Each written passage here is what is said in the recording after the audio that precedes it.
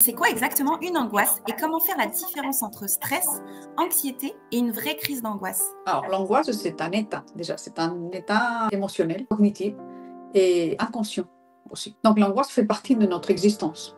Dès qu'on est, il y a l'angoisse de la mort, de la perte. Donc, après, qu'est-ce que la différence entre stress, anxiété et crise d'angoisse? Là, c'est des choses différentes. Parce que c'est la façon dont on va gérer l'angoisse que notre corps va nous protéger sous forme de crise d'angoisse ou d'anxiété. Le stress. Le stress, c'est qu'un mécanisme d'adaptation.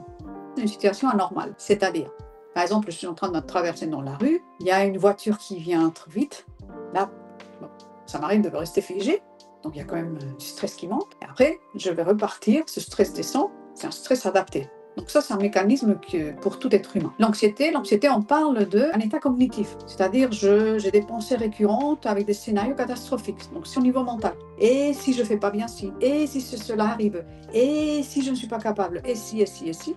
Donc vraiment, on est dans une boucle de pensées qui peut être accompagnée de j'ai quand même une petite oppression ou j'ai quand même une crispation.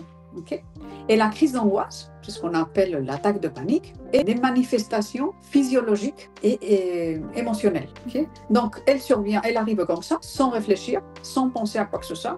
On peut se réveiller et avoir une attaque de panique, une crise d'angoisse. Et là, c'est des manifestations vraiment, je transpire, j'ai le cœur qui bat très fort, je tremble. Donc voilà les trois différences par rapport au stress, anxiété mentale et crise d'angoisse. Quels sont les signes qu'une angoisse, elle devient problématique? Alors, l'angoisse, comme je dis, ça fait partie de notre existence. Donc si on parle des crises d'angoisse, donc quand est-ce qu'elle devient problématique, on va prendre en compte la durée, la fréquence, l'intensité, d'accord? C'est ça qui va nous permettre de dire est-ce que c'est un problème. Pourquoi certaines personnes, elles sont plus sujettes aux crises d'angoisse que d'autres? Est-ce que c'est lié à notre personnalité, notre passé ou autre chose? Alors, je ne sais pas si c'est plus courant ou pas.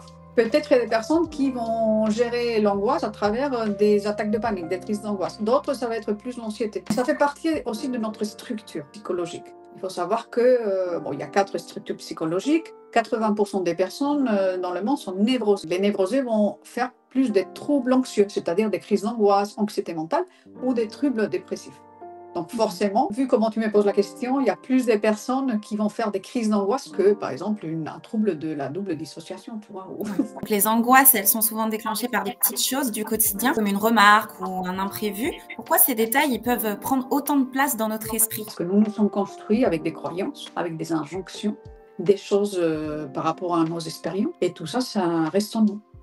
Notre système de pensée est fait de ces croyances, familiales, sociales, au niveau de notre éducation. Et puis, il y a aussi des personnes qui ont traversé des épreuves plus ou moins compliquées pour elles, des situations un peu plus traumatiques. Ce qui fait que le corps va se protéger de plus en plus de ça. Ce qui fait qu'une personne peut avoir des crises d'angoisse plus souvent que d'autres. Et puis la moindre chose va faire réagir le corps. Et cela se produit constamment et ça devient chronique. Comment on fait alors pour calmer une crise d'angoisse quand elle arrive? Est-ce que tu aurais une technique simple ou un exercice peut-être à nous partager? Alors oui, il y a plusieurs astuces. Comme c'est un processus, le but c'est de couper le processus. Et comment on peut faire? C'est faire différemment de ce qu'on fait. C'est-à-dire, ça peut paraître bizarre, mais ça marche. Compter de 100 à 0. Et puis avec les doigts. Tac, tac, tac. On fait comme ça et on détourne l'expérience et on va couper le processus. On peut se mettre aussi à 4 pattes, ça semble bizarre. Mais on peut se mettre à 4 pattes parce que parfois on est debout ou on s'allonge et on est sur la crise d'angoisse, là, je vais mourir. Et puis on rentre dans ce jeu, puis on alimente l'angoisse. Donc le but ça va être ça, détourner l'expérience. Ça peut être manger un chewing-gum, ça peut être chanter une chanson. Bon, c'est vrai que ça semble... Mais c'est faire quelque chose de différent. Ton approche, elle combine la thérapie brève et des outils comme la PNL ou les neurosciences. En quoi ces méthodes, elles sont efficaces pour les angoisses? Ça va être une prise en charge totale et je vais utiliser plusieurs approches pour m'adapter à la personne. Donc, par exemple, la PNL, je vais travailler sur les croyances, les comportements, changer le regard, de la perception qu'elle a sur son environnement. La thérapie mosaïque est très axée sur les sensations. Donc, j'ai récupéré les ressources parce qu'elle a des expériences où elle se sentait bien, elle était sereine. Et donc, je vais récupérer ça pour l'amplifier au niveau de son corps et de ses sensations. Okay. Après, je peux utiliser l'hypnose aussi, c'est-à-dire je vais aller à la rencontre de l'inconscient pour changer aussi le processus. Ou des métaphores pour aller du conscient aussi vers l'inconscient. Les neurosciences pour travailler sur les biais cognitifs et quel est le bénéfice secondaire pour la personne quand elle est dans cette situation. Donc, toutes ces approches vont permettre de prendre en charge la personne, de travailler tout cela pour mettre en place une stratégie, un processus différent. Est-ce qu'on peut vraiment transformer ces angoisses en force, comme tu le dis souvent? Et d'ailleurs, comment est-ce qu'on fait pour passer de la peur à la confiance? Alors, déjà, on a besoin de sortir de ces stratégies d'évitement. C'est-à-dire quand on a une crise d'angoisse, effectivement, c'est très désagréable. On a des tremblements, des sueurs, on va croire qu'on va mourir. La première chose à dire, c'est que on va pas faire une crise cardiaque. C'est-à-dire qu'on va pas mourir. C'est que notre corps nous protège de quelque chose. Okay. Donc, ce qui est important, c'est travailler sur soi, déjà. Et si tout seul, parce que parfois c'est compliqué, de se dire qu'est-ce que je peux mettre en place pour changer cela. Parfois, c'est une question de confiance en soi. Parfois, c'est une question de peur. Et là, se dire quels sont les meilleurs moyens que j'ai et d'évaluer aussi en quoi c'est inconfortable pour moi.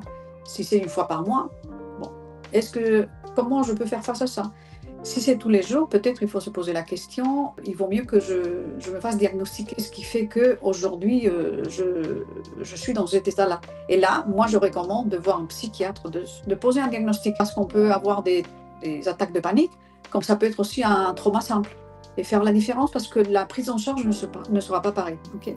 Et puis, pourquoi pas travailler avec un thérapeute, un psychologue, une psychopraticienne, peu importe, mais quelqu'un qui va nous accompagner pour surmonter ces crises d'angoisse. Et donc, pour quelqu'un qui vit avec des angoisses au quotidien, quel serait ton tout premier conseil pour commencer à les surmonter dès aujourd'hui? Se dire qu'on n'est pas né avec ça. Se dire que ces crises d'angoisse sont apparues à un moment donné. Quelque chose il y avait un déclencheur qui a fait qu'aujourd'hui, notre corps nous envoie ça. Donc, ça veut dire qu'on peut s'en sortir. On peut vaincre la crise d'angoisse. Et on peut le faire en peu de séances. C'est juste aussi d'évaluer, est-ce qu'aujourd'hui c'est chronique? Est-ce qu'aujourd'hui c'est ponctuel? Et se dire que même si c'est chronique, on peut surmonter. Et on peut se faire accompagner pour cela.